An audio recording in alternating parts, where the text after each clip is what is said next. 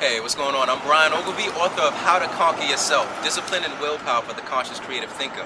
Now, I've been reading the latest issue of Cosmo, just out of sheer curiosity. The cover story is Demi Lovato. She just turned 21, like whatever. She's talking about her life, they interview her, and she's talking about a lot, but she made one interesting point.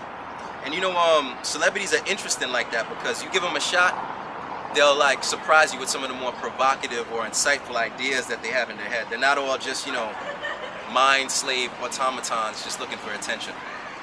So check this out. She's talking about how to be a badass. Essentially, she's talking about how to conquer yourself in her own terms. She says, when I look at someone who's out there partying excessively or rappers rapping about doing drugs, the type of people most people look up to and think, oh, that's a G, that's a gangster. I think you're actually being a giant pussy. Sorry, but those rockers in the 80s, they were the furthest thing. They were the furthest thing from rock stars. They were so insecure and lonely that they had to do those things to get them through the day. If you're spending your entire early 20s chasing the next party, what are you running away from? She continues. That's not a badass. What's badass is when you can sit through your problems and feel emotions when you don't want to have them.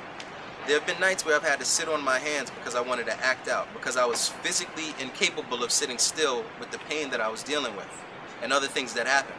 And now, as hard as that may be, I'll do that. That's what makes me a badass. Being a badass is handling your shit. So again, being a badass is handling your shit.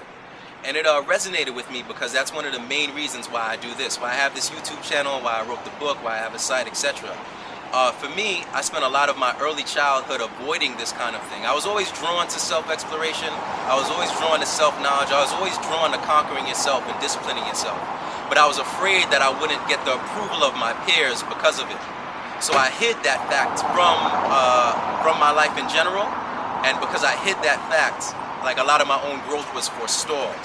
So I wanted to say this to encourage you, like if you're interested in this stuff, if you're interested in managing your time better, eating healthier, getting your life together, becoming more well-read, becoming more knowledgeable, self-exploration, getting in touch with your emotions, setting and achieving goals, succeeding as an artist, if you're into positivity of that nature, that's a good thing. Don't be ashamed. Don't feel guilty for that, because the reality is, even though the social world may not acknowledge you for that or may not have a venue for that, it's really because they're afraid.